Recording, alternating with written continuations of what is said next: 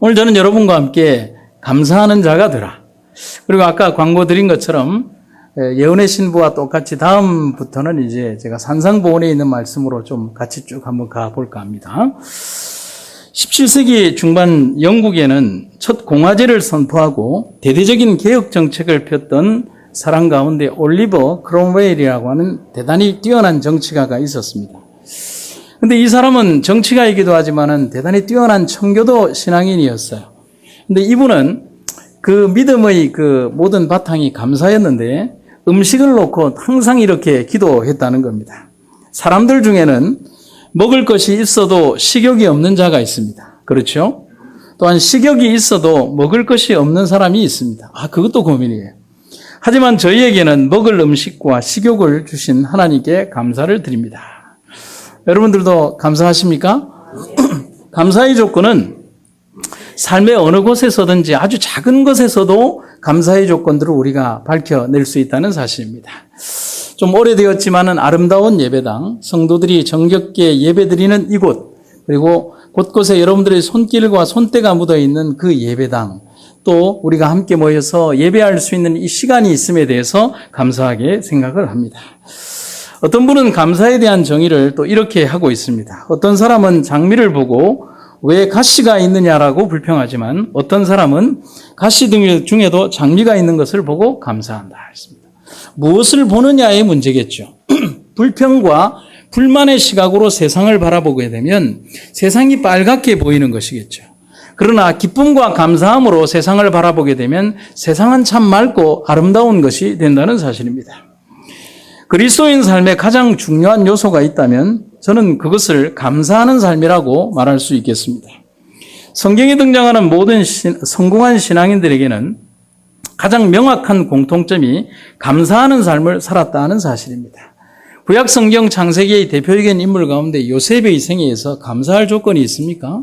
어린 시절 그의 10대 초기의 생애에 있어서는 감사할 조건이 있겠지만은 형제들에게서 팔려가고 억울한 성추행범이라는 누명을 쓰고 그리고 갖가지의 어떤 누명의 연속 속에서 살아가는 그가 그러나 삶 속에서 견지했던 신앙의 자세는 감사하는 삶이었다는 사실입니다. 특별히 오늘 본문의 기록자인 사도 바울도 골로새서 3장 15절에서 우리에게 뭐라고 얘기를 하냐면 감사에 대해서 부탁하고 있는 것이 아니라 감사에 대해서 뭐 하고 있다고요? 너희는 뭐 하는 자가 되라? 감사하는 자가 되라가 부탁하는 말입니까? 명령하는 말입니까? 감사에 대해서 명령하고 있습니다. 여러분, 감사는 그리스도인 삶의 의무사항이라는 사실입니다. 바울의 삶을 재조명해 본다면 예수 그리스도를 구주로 받아들인 다음에 그의 삶은 무수한 고난의 연속이었고 수없이 많은 곤란과 핍박과 그리고 아주 힘든 전도 여행의 연속이 그의 삶이었습니다. 하지만 바울은 이 시간 여전히 뭐 하고 있고요? 뭐 하고 있고요? 불만 있으십니까? 오늘 제가 감사하고 있는 바울은 지금 자기가 예수를 믿고 난 이후에 하나도 환경적 조건이 좋아진 것은 없어요. 그런데 바울은 이 시간에 여전히 감사하고 있고 또 감사하는 자가 되라는 명령을 사람들에게 하고 있다는 사실입니다. 물론 그의 삶은 대단히 피곤하고 힘든 겉모습을 보여주고 있지만 바울은 측량할 수 없는 하나님의 사랑과 은혜가 자신을 지배하고 있음을 고백하고 있습니다. 다시 한번요. 측량할 수 없는 하나님의 사랑과 은혜가 자신을 지배하고 있다라고 고백하고 있습니다. 현대 기독교인의 가장 큰 문제점은 뭘까? 현대 교인의 가장 큰 고질병은 바로 영적인 결핍증에 시달리고 있다는 사실입니다. 감사하는 정신이 사라진 교회, 감사하는 정신이 사라진 성도들, 그래서 전부 다 기도할 때마다 그 기도의 제목들이 뭐냐면 주십시오, 주십시오, 주십시오, 주십시오, 주셔야 합니다, 주셔야 합니다, 꼭 주셔야 합니다, 꼭 주셔야 합니다라고 하는 다고다고병에 걸린 사람들이 오늘날 그리스도인들이라는 사실입니다.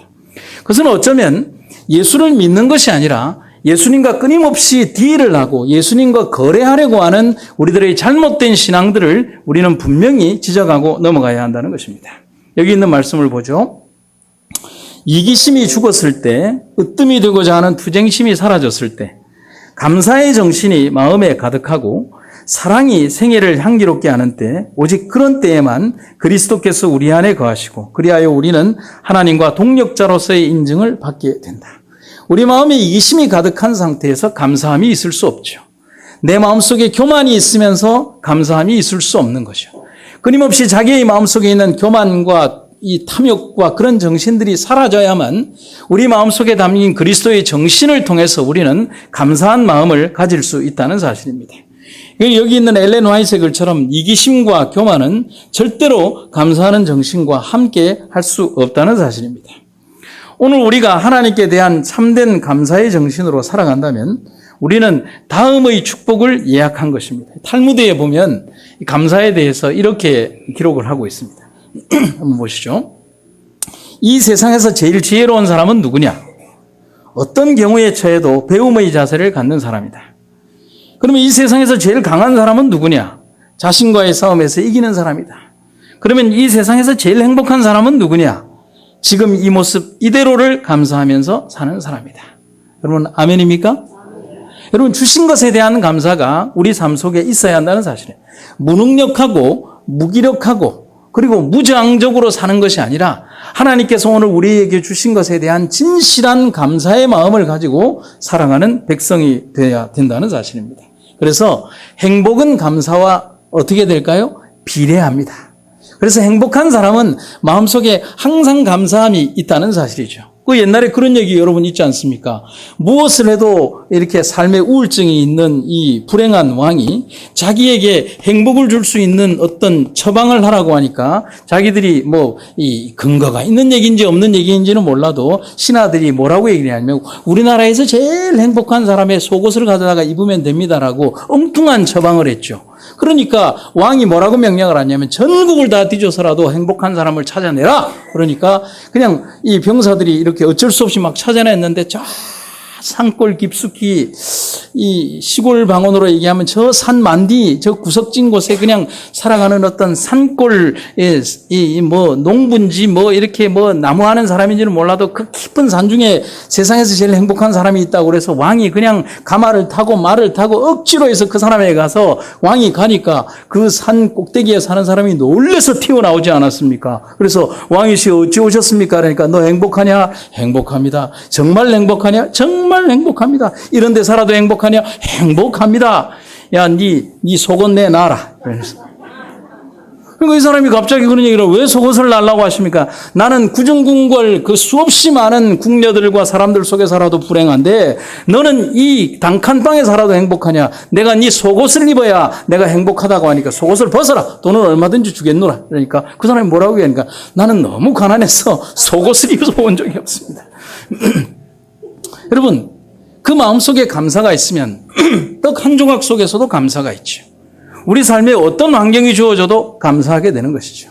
그래서 어떤 사모님이 돌아가시면서 저에게 주신 유훈의 글에 보면 그분이 쓰셨던 마지막의 비망록 글에 있는 한 글 이야기 한번 따라해 보실까요? 주님이 주시는 것이 가장 좋은 것입니다. 여러분 한 사모님이 돌아가시면서 저에게 남겨주신 그 글 가운데 있는 내용입니다. 주께서 주시는 것이 가장 행복한 것입니다. 그것을 인정하는 순간 우리는 그 삶에서 감사함을 유지하게 되는 것입니다. 데살로니가전서 5장 18절에 범사에 감사하라. 아멘입니까? 아멘. 여러분 제가 이런 감동적인 성경절을 읽으면 그건 밋밋하게 보시면 안 됩니다. 그냥 이 구절의 한 문장이 딱 끝날 때마다 아멘이 나와야 되죠. 범사에 감사하라. 아멘. 아유 이 정도 가지고 감사하라. 다시 범사에 감사하라. 아멘. 범사에 감사하라. 예. 이는 그리스도 예수 안에서 너희를 향하신 하나님의 뜻이다. 여러분 우리의 삶의 모든 것들 속에서 감사의 조건들을 찾아볼 수 있다는 사실입니다. 제가 오늘 두 가지의 감사의 이야기를 드리죠. 첫째, 예수께서 나를 지배할 때 정말 감사하는 사람이 됩니다. 아멘입니까? 아멘. 여러분 우리의 감사의 조건은 세상 사람들의 감사의 조건과는 달라요. 세상 사람들은 뭔가를 소유하고 지배하고 뭔가를 취득하고 어떤 자리에 올랐을 때 감사하게 되겠지만 그리스도인의 진정한 감사는 절대자의 어떤 그분의 품 안으로 들어가게 될 때 그분이 우리를 지배하게 될 때 진정한 감사를 누리게 된다는 사실입니다. 여기 보면 바울이 한 글을 킹 제임스 번역에 있는 글을 한번 읽어드리면 더 감동이 있습니다. 하나님의 화평이 너희 마음을 다스리게 하라. 이를 위하여 너희가 한 몸으로 부르심을 받았나니 또한 너희는 감사하는 자가 되라. 여러분 여기에서 이것 다르고 저것 다른 게 아니에요. 원인과 결과처럼 서로가 짝을 이루고 있다는 사실이에요. 이렇게 읽어드리면 이렇게 예비기가 될 수 있어요. 하나님의 화평과 그리스도의 은혜가 너희를 지배하게 되면 너희는 감사하는 삶을 살게 될 것이다. 이것입니다. 오늘 우리들의 마음속에 감사가 있다는 사실은 주께서 우리를 진심으로 지배하게 될 때 우리는 정말 감사하는 삶이 된다는 사실입니다. 여러분, 저는 우리 집에서 법이 하나 있습니다. 텔레비를 내가 샀기 때문에 텔레비 채널권이 저한테 있습니다. 안 그러면 확 뽑아버립니다. 간단한 거예요. 여러분 남자들이요 채널권을 확보하시기 바랍니다. 그러면서 TV를 볼 때 내가 들어가면 꼭 봐야 되는 거는 뭐냐면 슬픈 드라마는 절대로 못 봅니다. 안 그래도 인생의 교인들의 삶 속에서 힘들고 어려운 광경들을 보면서 다 해결해 주지 못해서 속상해 죽겠는데 울고 짜고 남편 내미기고 술 먹고 개차반이 지다는 그런 거를 TV를 통해서 보는 순간 제가 디지털 도어록을 띡띡띡띡 하는 순간 안에서 뭐가 들리냐면 아빠다 하면서 이제 막 채널 돌리는 소리가 납니다. 슬픈 영화나 드라마를 보고 나면 우리의 기분도 우울해집니다. 반면 재미있는 오락 프로나 즐거운 일을 경험하고 나면 우리의 하루는 굉장히 즐겁게 유지가 됩니다. 그래서 저는 짧은 시간 TV를 시청해도 그냥 웃을 수 있는 것을 보죠. 우리의 마음도 다른 의미에서 그릇과 같은 구실을 한다라고 할 수 있습니다. 무엇을 담느냐에 따라 그 용도와 쓰임이 달라지고 냄새와 분위기도 달라지게 된다는 사실입니다. 그래서 저는 병실 방문을 갈 때 그분들에게서 어떻게 하면 제 얼굴에서 그냥 온화한 분위기가 날까?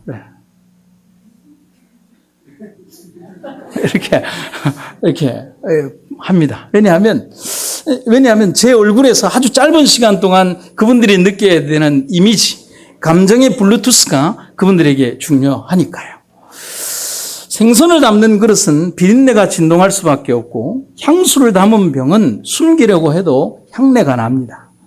우리의 마음 그릇에 무엇을 담아두느냐가 내 마음의 생각과 내 언어의 색깔과 내 품성의 꼴들을 결정하는 중요한 요소가 된다는 사실입니다. 여러분들은 여러분들의 마음에 무엇을 담는 신앙생활을 하고 계십니까? 향내나는 그리스도의 말씀과 주께서 이 땅에 우리에게 보내주셨던 정말 아름다운 그리스도의 향기를 풍기는 여러분과 제가 되기를 간절히 바랍니다. 그래서 정채봉 시인의 만남이라는 글에 보면 제일 뒤에 이런 글귀가 있죠. 이 세상에서 가장 잘못된 만남은 생선과 같은 만남이다. 왜냐하면 만날수록 비린내가 묻어나니까. 여러분 한번 생선을 만진 그 손을 가지고 만지는 곳마다 무슨 냄새가 나죠? 생선 비린내가 납니다. 그런 만남은 잘못된 만남이라는 사실인 것입니다. 내가 접촉하고 만나고 생각하고 내 마음에 담는 그것이 오늘의 내 삶을 결정하는 것입니다. 여러분 오늘 하루를 살아가며 이 성경책에 얼마나 많은 손을 대고 있습니까? 내가 보는 눈의 시각과 내 마음의 판단으로 얼마나 많은 주의 말씀을 읽고 감동을 받고 있습니까? 주께서 우리에게 주신 말씀의 모든 것들 속에서 얼마나 많은 시간을 할애하고 주께서 오늘 나를 지배하고 계시고 나와 함께하고 있다라고 말씀하고 계십니까? 한 줄의 성경절도 단 한 번의 무릎 꿇음도 단 한 번의 명상과 단 한 번의 생각도 없이 언제나 불평하기는 왜 주님은 내 삶에 개입하지 않느냐라고 얘기한다면 우리는 얼마나 모순된 삶을 살고 있냐는 사실인 것입니다. 삶의 가장 아무리 바쁜 그 순간에도 순간순간마다 십자가를 떠올리면서 주님이 오늘 나와 함께하고 계십니까? 오늘 나의 판단 속에 함께하고 계십니까? 오늘 나의 품성과 내 언어 속에 함께하고 계십니까? 여러분 오늘 우리의 기도가 우리의 삶이 그런 선택이 되기를 간절히 바랍니다. 그래서 바울은 우리에게 가장 먼저 의미 있는 말을 기록해 주고 있습니다. 그리스도의 화평이 너희 마음을 지배하게 하라. 저는 이 말을 너무 좋아합니다. 그래서 어떤 때는 너무 속상하거나 어떤 때는 내 자신의 어떤 한계가 보일 때 집을 출발할 때든지 아니면 제 사무실에서 출발할 때든지 그냥 출발하지 않고 그냥 소파나 그냥 의자에 털썩 주저앉습니다. 그리고 아주 거창하게 무릎 꿇어서 기도하려고 하는 게 아니라 그냥 이렇게 푸념하듯이 얘기를 하죠. 주님, 제가 어떻게 해야 하죠? 제가 좀 말을 잘못한 것 같은데 어떻게 해야 할까요? 제가 감정을 잘 지배하지 못했는데 어떻게 하면 좋을까요? 주님, 저 어떻게 하죠? 그렇게 이야기하고 한 5분 정도 생각을 하고 떠나가면 그렇게 마음이 편안한 거예요. 그리고 나서 사람을 만나면 제 마음속에 삶이 달라지는 것을 느끼게 된다는 것입니다. 그리스도의 화평이 너희 마음을 지배하게 하라. 그렇게 되면 우리의 마음은 내가 아닌 그리스도가 지배하는 삶을 살 것이고 우리는 정말 감사하는 사람이 될 수 있을 것입니다. 매일매일 이어지는 삶에서 우리가 그리스도와의 만남을 이어가는 사람이 되어야 한다는 사실입니다. 오늘 내가 살아가는 삶을 인간 오호철 혹은 인간 내 자신이 아닌 그리스도가 지배한다면 삶이 얼마나 달라질까? 여러분, 그런 삶을 여러분과 제가 살아가기를 간절히 바랍니다. 그래서 갈라디아서 2장 20절에 보면 사도 바울이 이런 고백을 하죠. 오늘 내가 그리스도와 함께 십자가에 못 박혔나니 그런즉 이제는 내가 산 것이 아니요 오직 내 안에 그리스도께서 사신 것이다. 이제 내가 육체 가운데 사는 것은 나를 사랑하사 나를 위하여 자기 몸을 버리신 하나님의 아들을 믿는 믿음 안에서 사는 것이다.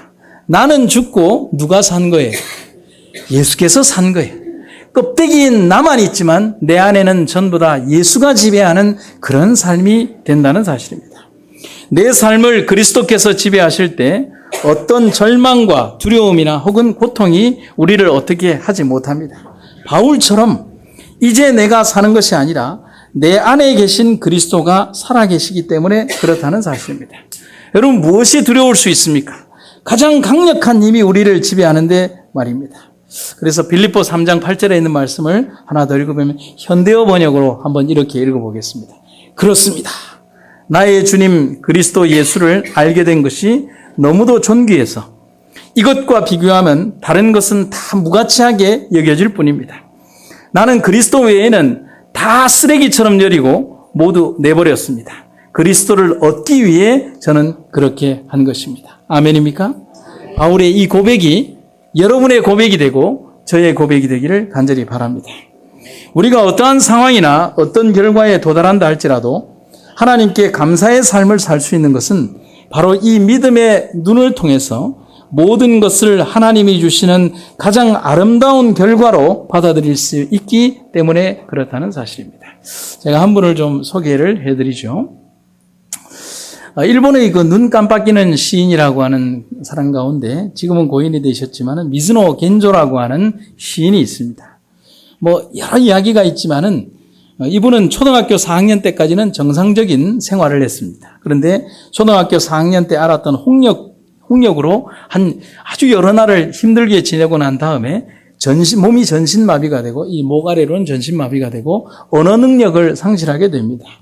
그러고서 수년을 보내는데 한 목사님이 그의 집에 방문을 해서 그에게 주고 간 성경책 한 권이 미즈노 겐조라고 하는 이 청년의 삶을 완전히 바꾸어 버렸어요. 그래서 어머니가 이 청년이 글을 쓸 때 이렇게 히라카나와 가나카나 이렇게 지나갈 때 그 글들을 이렇게 지나가면 지금처럼 컴퓨터 자판을 두드릴 수 있는 게 아니라 미즈노 겐조가 이렇게 보고 있다가 이렇게 자판에 글을 갖다 대면 눈을 깜빡하면 그 글을 엄마가 이렇게 올려주면서 시를 썼어요.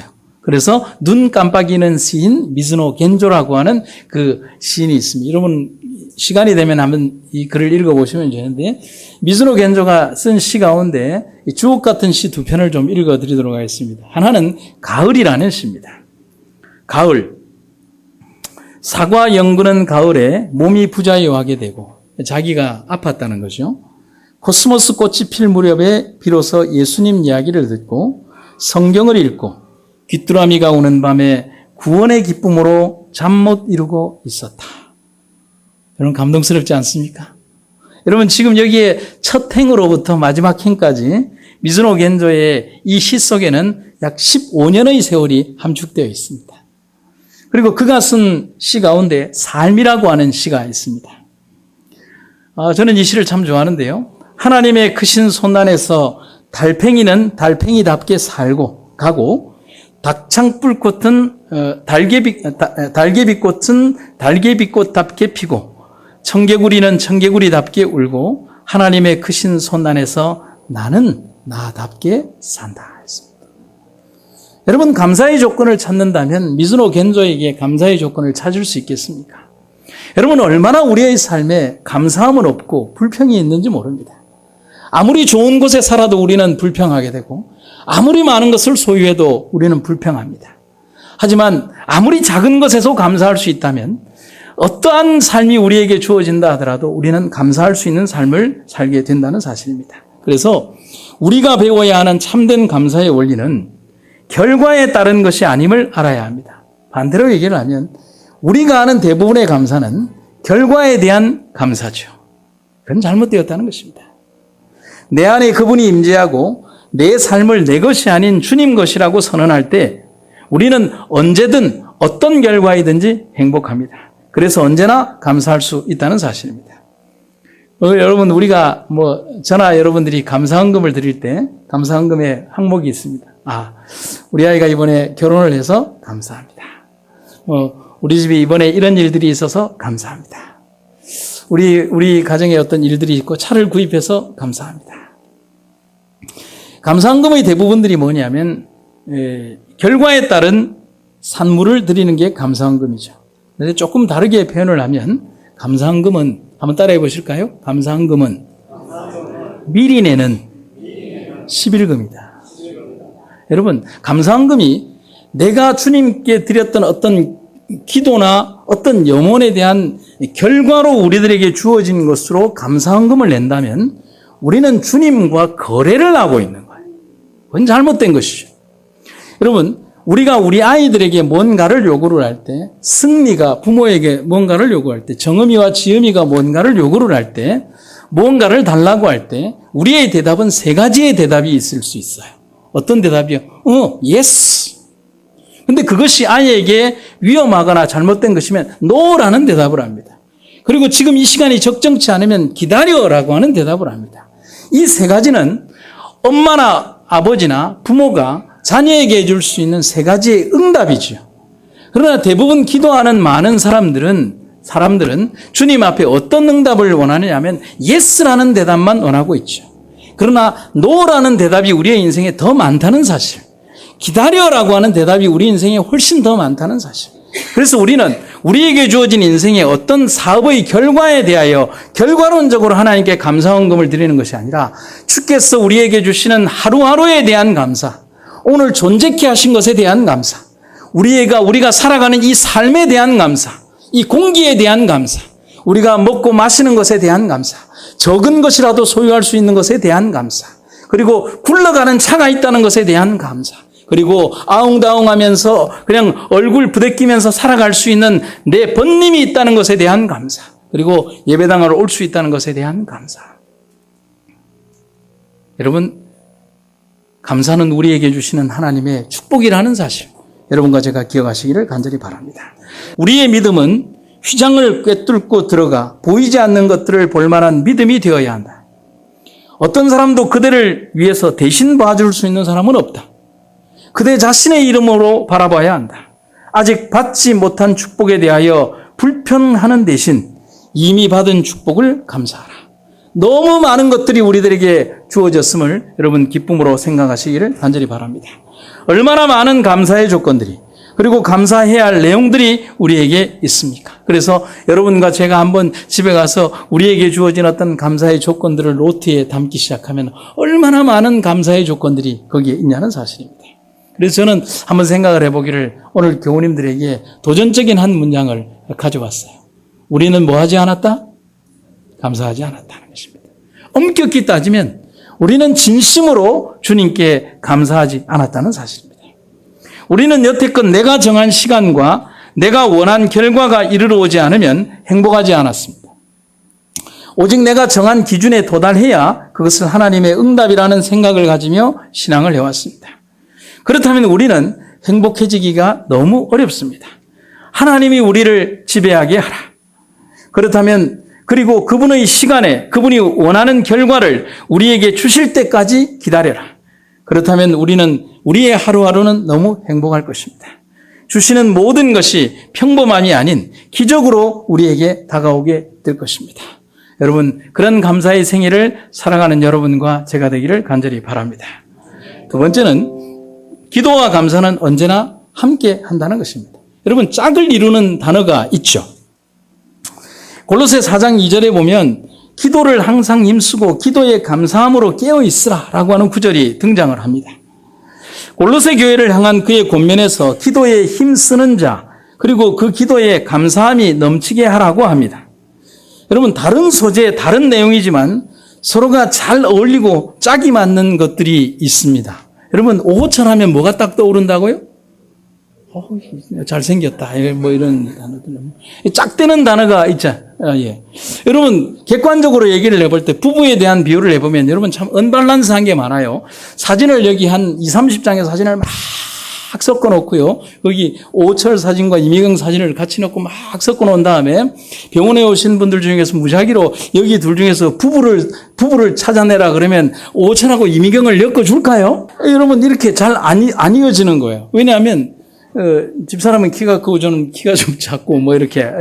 그래서 제가 뭐 아주 사적인 얘기지만은 키 작은 것이 너무 한이 되어가지고 제가 연애를 할 때 우리 집사람한테 구두를 사주면 이렇게 킬힐을 사줬습니다. 이렇게. 그러면 저보다 이렇게 훨씬 올라가죠. 그러면 왜 이걸 사주냐 그러면 사람들이 막 지나갈 때 나하고 이미경하고 딱 지나가면 키 큰 여자가 뚱뚱하고 이렇게 작은 남자하고 딱 지나가면 저 이제 버스 타고 가는 사람들이 전철에 있는 사람들이 저를 딱 보면서 이상한 놈이라고 하지 않고 저는 무슨 능력이 많아서 저렇게 키 큰 여자하고 다닐까라고 얘기하죠. 그래서 제가 되도록이면 키 큰 거를 막 신겨주고 이렇게 그렇게 했죠. 제 생각이 맞죠? 네.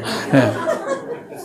여러분, 객관적 데이터로는 전혀 다를 수 있습니다. 그런데 참 희한하게 우리 교인들은 잘 그런 표현을 안 쓰지만은 짝이 맞고 궁합이 맞는 어떤 그런 일들이 있죠. 삶에서 짝은 조화를 이룹니다. 내 인생에 이미경이라는 여자를 떼놓고 생각해 보면 뭐 다른 여자하고 안 살아봤으니까 참 이렇게 생각을 해볼 수가 없겠죠. 여러분들의 인생도 마찬가지 아니겠습니까? 짝이 여러분들에게 주어진 가장 좋은 어떤 배필이 되는 것이죠. 짝은 서로가 서로에게 기대고 보듬어주고 공생하며 서로를 위해 존재하게 만듭니다. 바울은 이런 짝과 공생의 관계가 신앙에도 있다라고 말합니다. 기도, 이걸 그 속에 가장 많은 주제는 감사합니다. 여러분 아멘입니까? 네. 기도 속에 우리가 기도할 때마다 우리가 떠올리게 되는 그 단어는 감사라는 단어죠. 주님 감사합니다. 주는 오늘 우리에게 이렇게 이루어주신 일들에 대하여 감사합니다. 오늘 하루를 주신 것에 대한 깊은 감사. 저를 오늘 이 병원교회라고 하는 곳에 와서 목사를 하게 해주신 주님에 대한 깊은 감사. 그리고 성도들을, 이렇게 좋은 성도들을 주신 주의 은혜에 대한 깊은 감사. 또 우리에게 주신 매일매일의 삶에 대한 깊은 감사.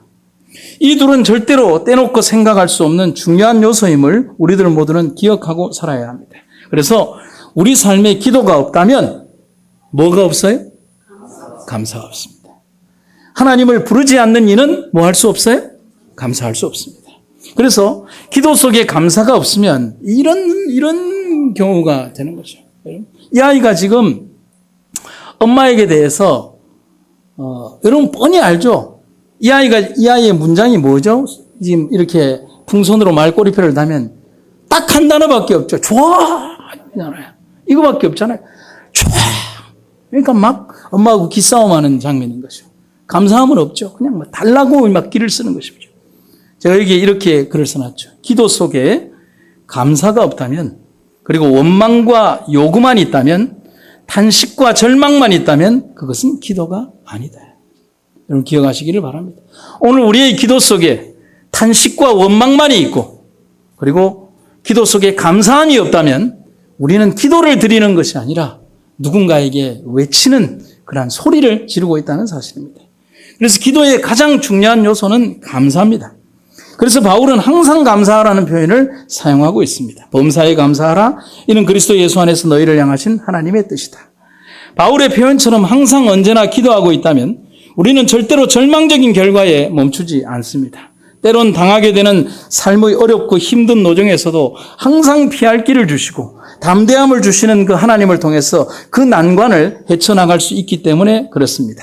그래서 언제나 감사할 수 있다는 사실입니다. 여러분 감사하십니까? 네, 그래서 노르웨이 속담을 하나 좀 적어왔습니다. 노르웨이 속담에는 재미있는 속담이 있는데요. 같이 한번 읽어볼까요? 시작.